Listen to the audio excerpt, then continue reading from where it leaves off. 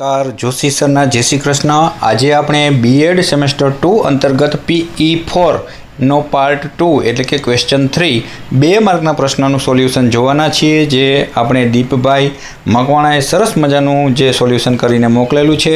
તો તેની વાત કરીએ તો આજે આપણે પ્રશ્ન જોઈએ। પ્રશ્ન 3 2 માર્કના ક્વેશ્ચન ટૂંકમાં જવાબ આપો। એમાં 2024માં સૌરાષ્ટ્ર યુનિવર્સિટીના પેપરમાં પૂછાયેલો પ્રશ્ન છે, શાળા વ્યવસ્થાપનના 4 હેતુઓ જણાવો।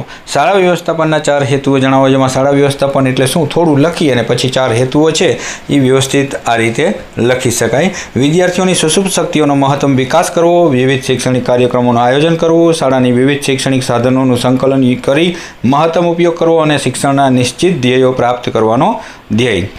ત્યારબાદ બોનોફાઇડ સર્ટિફિકેટનો નમૂનો આપો। મેં સરસ મજાનો વિડીયો એક બનાવેલો છે, જેમાં રજા નમૂનો, બોનોફાઇડ નમૂનો બધા સર્ટિફિકેટનો નમૂનો આપેલો છે, તે તમે પ્લેલિસ્ટમાં જોઈ લેજો।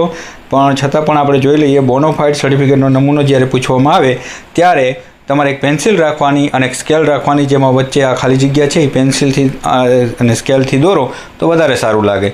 તો બોનોફાઇડ એટલે શું થોડું મેન્શન કરી અને પછી રજૂ કરી શકાય છે નમૂનો, તો સારું લાગે કે બોનોફાઇડ એટલે શું, તો કે જે કોઈ વિદ્યાર્થી હોય એ શાળામાં એક આધારભૂત એક જે નમૂનો કાઢી આપવામાં આવે, એક સર્ટિફિકેટ કાઢી આપવામાં આવે છે કે આ દરમિયાન આ ધોરણમાં કે આ માધ્યમમાં અભ્યાસ કરે છે તેના માટે, તો તેનો નમૂનો આપણે જોઈએ। એમ કરીને જોઈએ તો પ્રમાણપત્ર લખી આપવામાં આવે છે નમૂનામાં કે આ વિદ્યાર્થી બરાબર અને આ તાલુકાની આ શાળામાં શૈક્ષણિક આ વર્ષ દરમિયાન આ ધોરણમાં આ માધ્યમમાં જનરલ રજિસ્ટર નંબર એના આ છે, એની જન્મ તારીખ આ છે, રેકોર્ડ પર ખરાઈ કરી આ પ્રમાણપત્ર લખી આપવામાં આવે છે, સ્થળ, તારીખ અને આચાર્યનો સહી સિક્કો।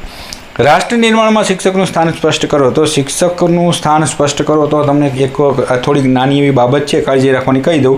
જ્યારે પ્રશ્ન પેપરમાં આવી રીતના થતું હોય ને, પ્રશ્ન અધૂરો રહેતો હોય ને, ત્યારે એ પ્રશ્ન પેપરમાં એ પેજ છે એ છોડી દેવું જોઈએ અને પાછળ એમ કરીને નવો જ પ્રશ્ન નવા પેજે શરૂ કરવો જોઈએ। કે પ્રશ્ન 3/3 આવું લખો તો પણ વધારે સારું, કારણ કે આ કેટલામાંનો ત્રીજો પ્રશ્ન છે એ ચેક કરવાવાળાને ખબર પડવી જોઈએ કે પ્રશ્ન ત્રીજાનો તમે ત્રીજો લખો છો અને જવાબ આખું લખો અને બને ત્યાં સુધી નવા પેજે નવો પ્રશ્ન લખો, બરાબર છે। આ કટકો સારો ન લાગે એટલે દીપભાઈને નથી કહેતો, પણ આ બધા માટે એક સૂચન છે એટલે જરા જાણ કરું છું। રાષ્ટ્ર નિર્માણમાં શિક્ષકનું સ્થાન સ્પષ્ટ કરો। તો શિક્ષક એ રાષ્ટ્રનો ભાગ્ય વિધાતા છે, નિર્માતા છે। શિક્ષક એ બાળકોને ભવિષ્યમાં ઉત્પાદક નાગરિક તરીકે તૈયાર કરે છે, તેનામાં રહેલી સંભવિત નેતૃત્વ શક્તિ પીછાણીને તેને બહાર લાવવામાં આવે છે અને આવતીકાલના ભાવિ નાગરિકોને અને તેના નેતાઓનું ઘડતર શિક્ષક પાસે થાય છે। શિક્ષણ સમાજને અપેક્ષિત એવા નાગરિકો, વહીવટકારો, વ્યવસાયિકો, નેતાઓ તૈયાર કરી રાષ્ટ્રના ભાવિ નિર્માણનો અને પણ યથાર્થ કહ્યું છે કે ભારતનું ભાવિ વર્ગખંડમાં ઘડાઈ રહ્યું છે। આચાર્યના કોઈ પણ 4 વિશિષ્ટ ગુણધર્મો જણાવો। તો આચાર્યના વિશિષ્ટ ગુણધર્મો: આચાર્ય પોતાની ફરજો પ્રત્યે ઊંડી નિષ્ઠા, ત્વરિત નિર્ણય શક્તિ, આંતરસૂઝ અને કાર્યસાધક પ્રશાસન ક્ષમતા। પ્રભાવશાળી શિસ્તની સંકલ્પના જણાવો। તો અંગ્રેજીમાં ડિસિપ્લિન, જેને શબ્દ મૂળ લેટિન ડિસિપ્લિન પરથી ઉતરી આવ્યો છે, જેનો અર્થ થાય છે શીખવું। જે પ્રક્રિયા શીખવામાં સહાયભૂત થાય તે શિસ્ત છે। શિસ્ત એટલે નિયંત્રણ, જે વ્યક્તિનું નિયામક પરિબળ છે, જે આપણે કહી શકાય કે વિલ ફ્રેન્ચના મતે સંસ્થાકીય હેતુઓના સિદ્ધ માટે તેના સભ્યોના વર્તન વ્યવહાર પર જે નિયંત્રણ મૂકવામાં આવે તે શિસ્ત કહેવાય છે। કોઈ પણ સંગઠનના હેતુઓ, ધ્યેયોની શિસ્તમાં કોઈ પણ બાધારૂપ અને અંતરરૂપ ન બને તે સંગઠન, વ્યક્તિ કે વ્યક્તિઓના સમૂહમાં વિચાર કે કાર્યો પર નિયંત્રણ મૂકે તે શિસ્ત છે।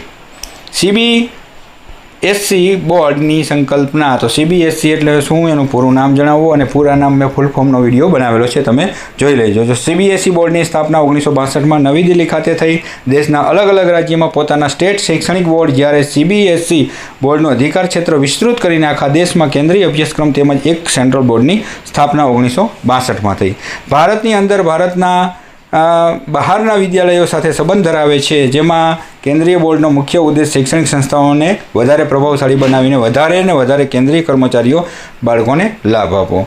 મોડેલ સ્કૂલ એટલે શું? તો મોડેલ સ્કૂલ એટલે શાળા, એવી શાળા જે રાજ્ય સરકાર દ્વારા શૈક્ષણિક રીતે જે પછાતવાળા વિસ્તારોમાં સુયોજિત કરવાની અને પ્રતિભાશાળી ગ્રામીણ બાળકો માટે ગુણવત્તાયુક્ત શિક્ષણ પૂરું પાડવા માટે એક વિશિષ્ટ મોડર્ન બાંધકામ સાથે આધુનિક શિક્ષણ આપવા માટેની મોડેલ શાળાની શરૂઆત કરવામાં આવી છે।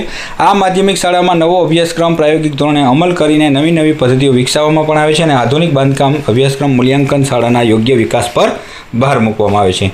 DIET એટલે કે ડાયટની વિવિધ જે શાખાઓનું નામ જણાવો. પૂર્વ સેવા શિક્ષણ શાખા, સેવાકાલીન શાખા, જિલ્લા સંશોધન એકમ શાખા, અભ્યાસક્રમ શાખા. જિલ્લા શિક્ષણ અધિકારીની કોઈ પણ 4 કાર્ય જણાવો. જિલ્લામાં આવેલી સરકારી બિનસરકારી માધ્યમિક શાળાઓ, અધ્યાપન મંદિરો વગેરેનું નિરીક્ષણ કરવું, માર્ગદર્શન આપવું.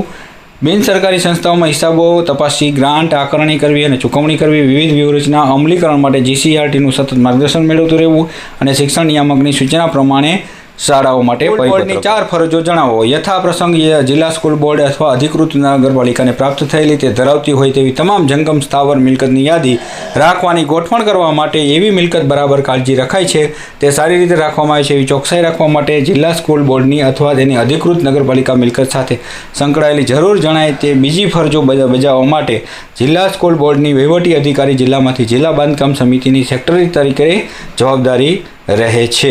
તો આ હતા મોસ્ટ આઈએમપી પ્રશ્ન 2024માં સૌરાષ્ટ્ર યુનિવર્સિટીમાં પૂછાયેલા 2 માર્કના. હવે આપણે નેક્સ્ટ વિડીયોમાં જોશું 3 માર્કના જે ટૂંકના સ્વરૂપના ઉત્તરો. તો શેર કરજો, સબસ્ક્રાઈબ કરજો. આવજો.